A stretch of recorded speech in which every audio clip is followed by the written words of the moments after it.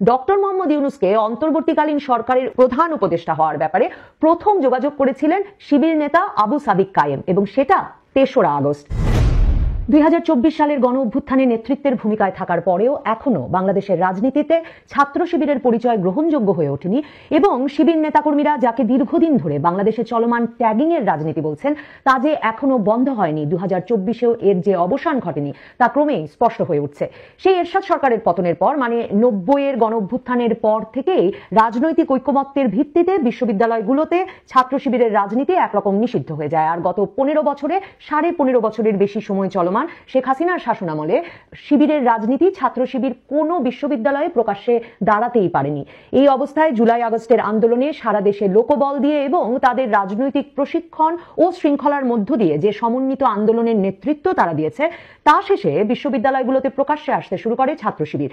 ঢাকা বিশ্ববিদ্যালয়, চট্টগ্রাম বিশ্ববিদ্যালয় সহ সবগুলো পাবলিক বিশ্ববিদ্যালয়ে সমর্থন এবং জনশক্তি নিয়ে প্রকাশ্যে ছাত্র শিবির চলে এলেও ছাত্রদল সহ বাম সংগঠনগুলো এখনো তাদের সঙ্গে কোনো ফোরামে একসঙ্গে বসতে রাজি হচ্ছে না। অন্যদিকে বৈষম্য বিরোধী আন্দোলন যখন এখন রাজনৈতিক দল গঠন করতে যাচ্ছে, তখন শিবির ট্যাগিং দিয়ে তারাও শিবির নেতাদের কোনো গুরুত্বপূর্ণ পদে বসতে দিতে রাজি হচ্ছে না। এমনকি শিবির নেতা আলী আহসান জুনায়েদ, যার ডাকে সারা বাংলাদেশে লাল প্রোফাইল পিকচার হয়েছিল বলে এখন ছাত্র শিবির জানাচ্ছে, সেই আলী আহসান জুনায়েদকে বৈষম্য বিরোধী ছাত্র নেতাদের গড়তে চাওয়া রাজনৈতিক দলের সদস্য সচিব করতে যাওয়ার ক্ষেত্রে বাধা দিচ্ছেন নাহিদ, আসিফ, মাহফুজের মতো উপদেষ্টারা। ডক্টর ইউনূস আন্দোলনের মাস্টার মাইন্ড হিসেবে বর্তমান উপদেষ্টা মাহফুজ আলমকে পরিচয় করিয়ে দেওয়ার পর তিনি ফেসবুক স্ট্যাটাস দিয়ে যদিও দাবি করেছিলেন যে জুলাই আগস্ট আন্দোলনের সব খসড়া তার নিজের হাতে লেখা, এখন শিবির নেতারা ফেসবুক পোস্ট দিয়ে যেসব ইতিহাস এবং ঘটনাক্রম বর্ণনা করছেন তাতে স্পষ্ট হয়ে উঠছে যে ৫ই আগস্ট রাতে যে ভিডিও বার্তা দিয়ে নাহিদ ইসলাম ডক্টর ইউনূসকে অন্তর্বর্তীকালীন সরকারের প্রধান উপদেষ্টা করে সরকার গঠনের ডাক দিয়েছিলেন, কিংবা ৬ই আগস্ট সকালে যেখানে তিনি সংসদ ভেঙে দিতে আলটিমেটাম দিয়েছিলেন রাষ্ট্রপতিকে, এই খসড়াগুলো তৈরি করেছিলেন শিবির নেতা আলী আহসান জুনায়েদ।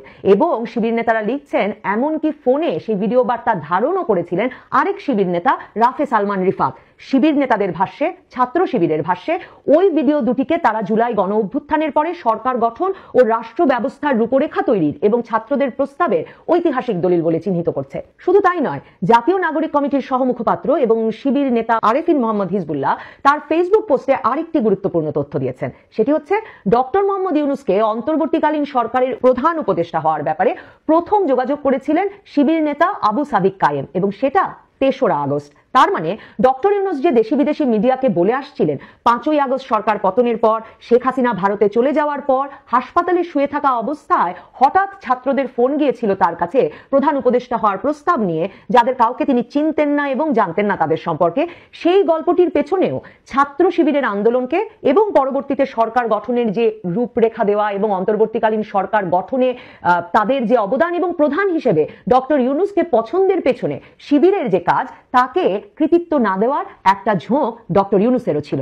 শিবিরের নেতাকর্মীরা আসলে বহু বছর ধরে, বলতে গেলে বহু দশক ধরে অভ্যস্ত পেছন থেকে বা আড়াল থেকে কাজ করায়। যেই আবু সাদিক কায়েম ডক্টর মোহাম্মদ ইউনূসকে প্রধান উপদেষ্টা হবার প্রস্তাব নিয়ে ৩রা আগস্ট তার সঙ্গে যোগাযোগ করেছিলেন বলে শিবির নেতারা এখন জানাচ্ছেন, সেই আবু সাদিক কায়েম ঢাকা বিশ্ববিদ্যালয়ের ছাত্র শিবির আগস্টে হাসিনা সরকার পতনের পর বেরিয়ে আসার পর সেপ্টেম্বরে এসে প্রকাশ্যে নিজের পরিচয় দেন ছাত্র শিবির সভাপতি হিসেবে। আবু সাদিক কায়েম প্রকাশ্যে এসে বলেন যে তিনি সবসময় তার পুরো বিশ্ববিদ্যালয় জীবন ধরেই বিশ্ববিদ্যালয়ের ভেতরে ছাত্র শিবিরের সাংগঠনিক কার্যক্রম চালিয়ে গিয়েছেন এবং বাংলাদেশের বিশ্ববিদ্যালয়গুলোতে সবসময়ই অপ্রকাশ্যে ছাত্র শিবিরের সাংগঠনিক কার্যক্রম চলমান ছিল। খাগড়াছড়ির ছেলে সাদিক কায়েম পার্বত্য চট্টগ্রাম ছাত্র সংসদের সাবেক সভাপতি এবং হিল সোসাইটির প্রতিষ্ঠাতা, আর স্কুল জীবন থেকেই তিনি ছাত্র শিবিরের রাজনীতির সঙ্গে যুক্ত। শুধু সাদিক কায়েমের পরিচয়টুকু জানলেই বোঝা যায় বাংলাদেশের দুর্গমতম অঞ্চলেও একেবারে তৃণমূলের রাজনীতিতে স্কুল পর্যায় পর্যন্ত রাজনৈতিক শক্তি রয়েছে জামায়াত ইসলামী বা ছাত্র শিবিরের। নাহিদ ইসলাম, আসিফ মাহমুদ, মাহফুজ আলম, এই তিনজন উপদেষ্টা হয়ে যাওয়ার পর থেকে মনে হচ্ছিল যে এরাই বোধহয় প্রধানতম সমন্বয়কারী। তারা বলছিলেন যে সারা দেশেই তাদের সমন্বয়কারী ছিলেন এবং এটি একটি দেশব্যাপী আন্দোলনে পরিণত হয়েছিল। কিন্তু আমাদের মনে হচ্ছিল যে উপদেষ্টা হিসেবে তারা যেহেতু নির্বাচিত হয়েছেন, হয়তো তারাই প্রধানতম উপদেষ্টা। অন্যদিকে ডক্টর ইউনূস যখন তার বন্ধু ক্লিন্টনের সামনে বিশ্ব দরবারে পরিচয় করিয়ে দিলেন মাহফুজ আলমকে মাস্টার মাইন্ড হিসেবে, তখন থেকে আমি ধারণা করি আমার মতো যারা রাজনীতি পর্যবেক্ষণ করেন তারা ক্রমাগতভাবেই ভাবছিলেন যে মেটিকুলাস ডিজাইনে যে পরিচালিত হয়েছে যে সরকার উৎখাতের আন্দোলন, যা বলছেন ডক্টর ইউনূস, সেই আন্দোলনটি পরিচালনা করবার মতো রাজনৈতিক শক্তির উৎস কি ছিল মাহফুজ আলম, নাহিদ ইসলাম বা আসিফ মাহমুদের। এই যে জুলাই আন্দোলনে সারা দেশের সকল বিশ্ববিদ্যালয়গুলোর ছাত্রছাত্রীরা ঐক্যবদ্ধভাবে বিরাট সংখ্যায় একই সময়ে বেরিয়ে এলো, যাত্রাবাড়ির ঢাকা চট্টগ্রাম মহাসড়ক থেকে সারা দেশের সবগুলো মহাসড়ক, মাদ্রাসা ছাত্ররা বিপুল সংখ্যায় বেরিয়ে এসে 18ই জুলাই থেকে পুলিশি অ্যাকশন, গুলি, কারফিউ সব উপেক্ষা করে লাগাতার দখলে রাখলো। এত বিপুল সংখ্যায় তারা নেমে এলো যে মহাসড়কগুলো থেকে গুলি, মৃত্যু, লাশ কোনো কিছুর মুখে তাদের তুলতে পারেনি হাসিনা সরকার। সারা দেশের স্কুল কলেজের ছেলেমেয়েরা, বেসরকারি বিশ্ববিদ্যালয়ের ছেলেমেয়েরা রাস্তায় নেমে এলো। ইন্টারনেট বন্ধ করে দেওয়ার পরেও তাদের মধ্যে বার্তা আদান প্রদান চলতে থাকলো। পুলিশের গুলি চলল, তার মধ্যেও একদল বুক পেতে দাঁড়ালো গুলির মুখে। এ কি সম্ভব সংগঠিত রাজনৈতিক শক্তি ছাড়া? অথচ মাহফুজ এবং নাহিদেরা কিছু পাঠচক্র, দেয়াল পত্রিকা, সাহিত্য পত্রিকা বের করা ছাড়া তাদের অতীত রাজনৈতিক অভিজ্ঞতা হিসেবে কোনো উদাহরণ দিতে পারলো না 5ই আগস্ট পরবর্তী তাদের দেওয়া পত্রপত্রিকার সাক্ষাৎকারগুলোতে। এখন শিবির নেতাদের ফেসবুক পোস্ট থেকে বোঝা যাচ্ছে, পরিষ্কার হচ্ছে যে তারা পেছনে থেকে সামনের মুখ হিসেবে আসিফ, নাহিদ, মাহফুজদের নির্বাচন করেছিলেন। এমনকি 5ই আগস্ট রাতে, যাকে তারা 36শে জুলাই হিসেবে অভিহিত করেন, সে রাতেও নাহিদ, আসিফ, মাহফুজ ছিলেন শিবির নেতাদের সঙ্গে এক বাড়িতেই। আসলে কোটা মুক্তি তো নয়, জুলাই আগস্টের এই আন্দোলন জামায়াত শিবিরের রাজনীতির দশকের পর দশক ধরে নেওয়া সাংগঠনিক প্রস্তুতির একটা চূড়ান্ত পরিণতি বলা যেতে পারে।